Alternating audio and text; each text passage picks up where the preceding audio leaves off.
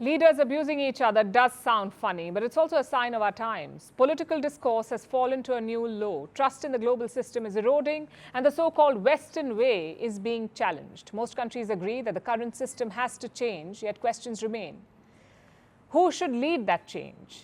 What will that change look like, and how can we accommodate the many truths of our world?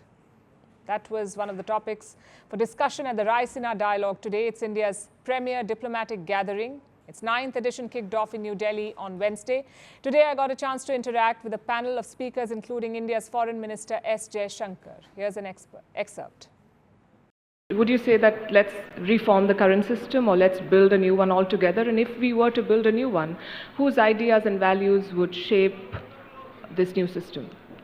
Well, I think the word broken may be too strong.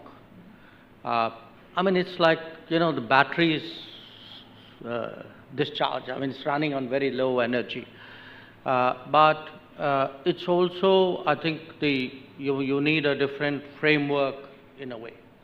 So you'll have to take the bits which work and I wouldn't completely reject what we have.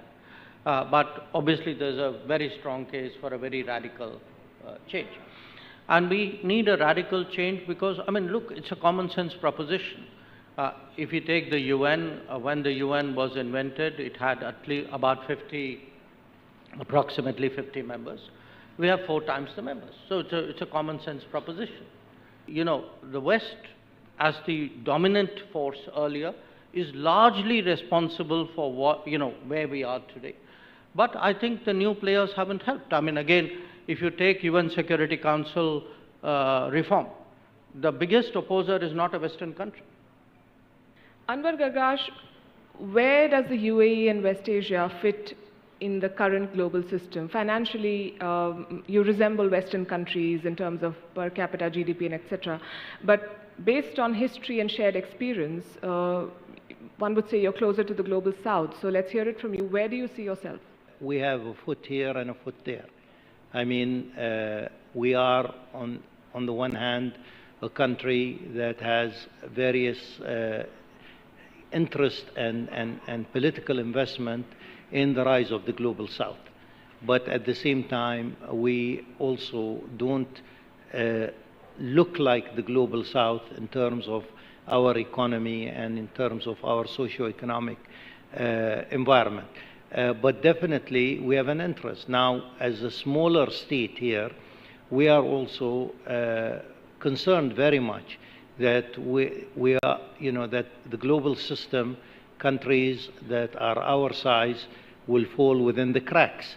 Often also a tendency to look at Africa as a monolith, as against 50 or more than 50 different independent, proud countries with possibly some common challenges, but also some unique challenges. So do you think that this approach that we have right now does not take into account the cultural differences and the histories of various African nations? Yes, and obviously that's a challenge, and Africa is a very diverse continent. As we, of course, pursue unity as a continent, so it's okay for us to be viewed as an entity that wants to be stronger and powerful and have a voice as a continent. But I think that the broad brush about the condition and the engagement sometimes is not helpful.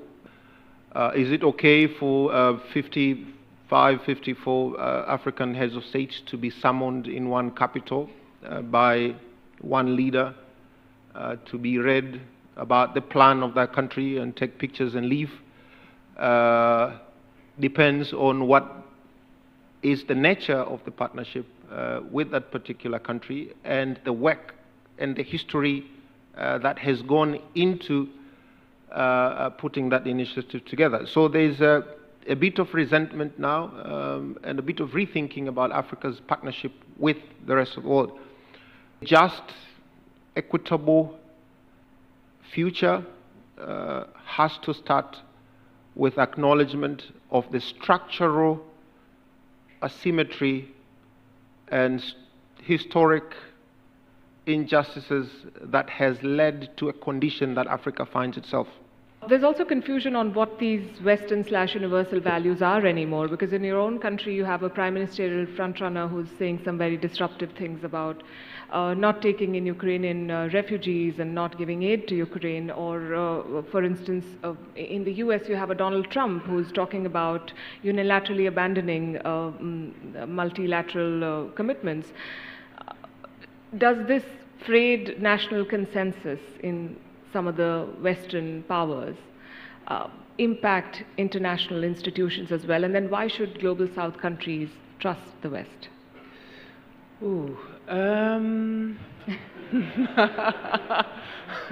Putting me on the spot. It's also about humanity. If we look at the people in our country, we want the best for them. And the only way we can do that in these times is to work together. Let me use a really small example. I'm convinced that the European Union and the Indo-Pacific are interconnected. If there's not security in the Indo-Pacific, or not, there's an economy is decreasing, it will affect the European Union. As the world feels the shock of wars, India stands as a beacon of strength.